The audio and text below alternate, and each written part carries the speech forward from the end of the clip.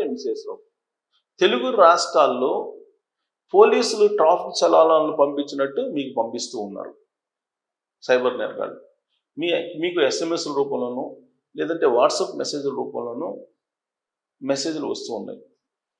ఎగ్జాక్ట్గా పోలీసులు పంపించినట్టే ఆ మెసేజ్లు ఉంటూ ఉన్నాయి. దాంతో చాలామంది ఏం చేస్తున్నారంటే పేమెంట్ చేస్తున్నారు వాళ్ళకి. అలాగే వాళ్ళ వెబ్సైట్లో లాగిన్ అవుతున్నారు. దాంతో సైబర్ నేరగాళ్ళు ఖాతాలను ఖాళీ చేసేస్తూ ఉన్నారు.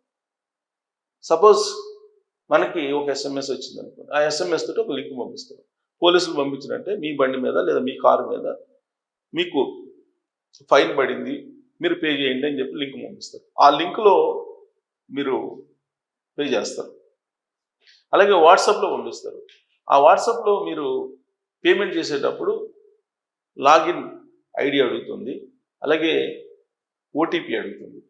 ఓటీపీని కూడా మీరు నమోదు చేస్తారు.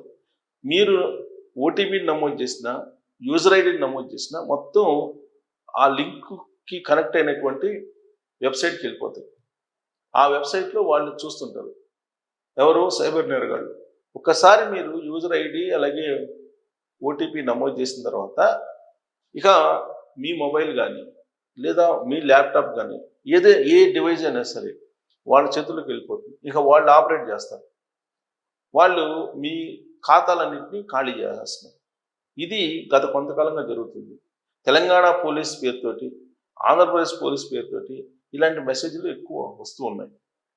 వాటిని చూసినటువంటి వాళ్ళు వాహనదారులు ఈ చలాన్ని కట్టకపోతే ట్రాఫిక్ పోలీసులు ఆపుతారేమో, ఫైన్ వేస్తారేమో అనేటువంటి ఆదుర్తతోటి అవి పే చేస్తున్నారు. ఆ పే చేసిన వెంటనే సైబర్ నేరగాళ్ళు అటాక్ చేస్తున్నారు. వాళ్ళ ఖాతాలను పూర్తిగా కొల్లగొడుతున్నారు.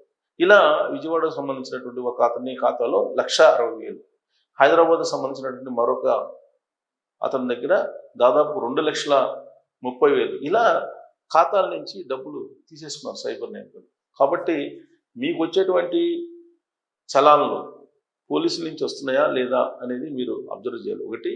2, మీరు చలాన్లు పే చేయాలనుకుంటే డైరెక్ట్గా తెలంగాణ పోలీస్ లేదా ఆంధ్రప్రదేశ్ పోలీస్ సంబంధించిన వెబ్సైట్లో ఉంది.